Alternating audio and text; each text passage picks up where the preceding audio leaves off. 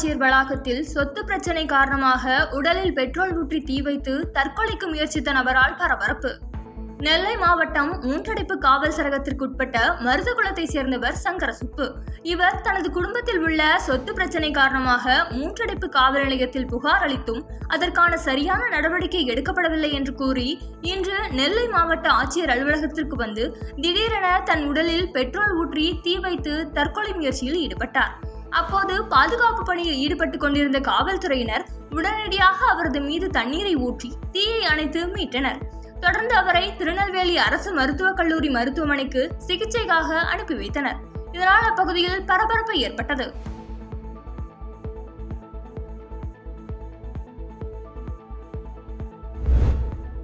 திருவாரூர் மாவட்டம் முத்துப்பேட்டை அருகே உள்ள சித்தமல்லியில் நாகை தொகுதி எம்பி எம் செல்வராஜின் உடலுக்கு பொதுமக்கள் அஞ்சலி செலுத்தினர். நாகப்பட்டினம் தொகுதி எம்பி எம் செல்வராஜ் உடல்நலக்குறைவு காரணமாக சென்னை மியாட் மருத்துவமனையில் சிகிச்சை பெற்று வந்த நிலையில் இன்று அதிகாலையில் உயிரிழந்தார். அவரது உடல் சொந்த ஊரான திருவாரூர் மாவட்டம் முத்துப்பேட்டை அருகே உள்ள சித்தமல்லியில் உள்ள அவரது இல்லத்தில் பொதுமக்கள் அஞ்சலிக்காக வைக்கப்பட்டது. தமிழகம் முழுவதிலும் இருந்து இந்திய கம்யூனிஸ்ட் கட்சியினர் மற்றும் பொதுமக்கள் அவரது உடலுக்கு நேரில் அஞ்சலி செலுத்தி வருகின்றனர். இவரது உடல் நாளை சித்தமல்லியில் உள்ள மயானத்தில் தகனம் செய்யப்பட உள்ளது. இதற்கான ஏற்பாடுகளை இந்திய கம்யூனிஸ்ட் கட்சியினரும் அவரது குடும்பத்தினரும் இணைந்து செய்து வருகின்றனர்.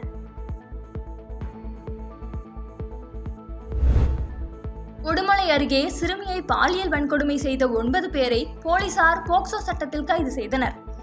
திருப்பூர் மாவட்டம் உடுமலைப்பேட்டையை சேர்ந்த 17 வயது சிறுமி தாத்தா பாட்டி வீட்டில் வசித்து வந்துள்ளார். கடந்த சில நாட்களாக சிறுமியின் உடல்நிலையில் மாற்றம் ஏற்பட்டுள்ள நிலையில் அவரை அங்குள்ள மருத்துவமனைக்கு அழைத்து சென்று மருத்துவ பரிசோதனை செய்தனர். அப்போது சிறுமி 4 மாத கர்ப்பமாக இருப்பது தெரிய வந்தது.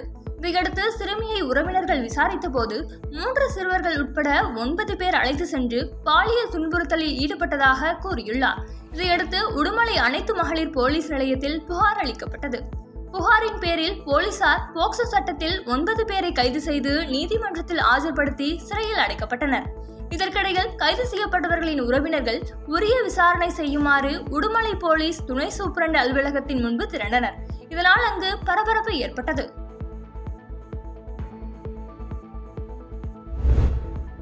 குறிசிலாப்பட்டு அருகே மனைவியுடன் உல்லாசமாக இருந்த நண்பனை கொலை செய்த கணவரை போலீசார் கைது செய்துள்ளனர். திருப்பத்தூர் மாவட்டம் குறிசிலாப்பட்டு அருகே குண்டுரெட்டியூர் கிராமத்தை சேர்ந்தவர் காளிதாஸ். இவரது நண்பரான அதே பகுதியை சேர்ந்த ஓட்டுநர் சரவணனுக்கும் காளிதாஸின் மனைவி ரேவதிக்கும் இடையே கள்ள தொடர்பு ஏற்பட்டுள்ளது. இதையறிந்த காளிதாஸ் சரவணனை பலமுறை எச்சரித்துள்ளார். இதனால் இருவருக்கும் அடிக்கடி தகராறும் ஏற்பட்டு வருவதாக கூறப்படுகிறது. இந்நிலையில் நேற்று இரவு வீட்டில் சரவணன் ரேவதி இருவரும் நெருக்கமாக இருந்ததாக கூறப்படுகிறது. அப்போது காளிதாஸ் ஓசூரில் இருந்து வீட்டிற்கு வந்தபோது சரவணன் இருப்பதை கண்டுள்ளார்.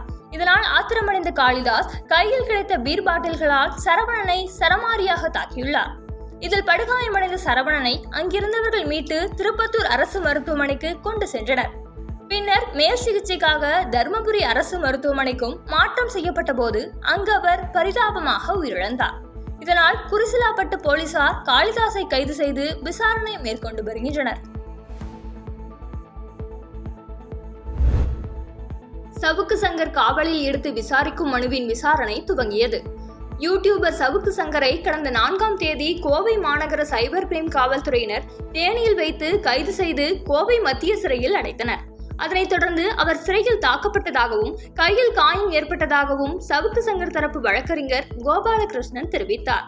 அதனைத் தொடர்ந்து அவருக்கு கோவை அரசு மருத்துவமனையில் கையில் மாவுக்கட்டு போடப்பட்டது.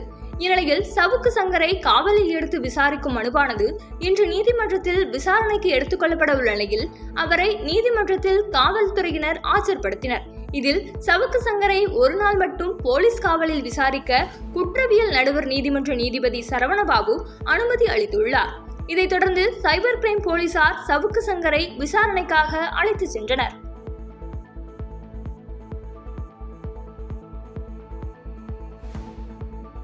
பாதகம் செய்பவரை கண்டால் நாம் பயங்கொள்ளலாகாது பாப்பா. மோதி மிதித்து விடு பாப்பா, அவர் முகத்தில் உமிழ்ந்து விடு பாப்பா.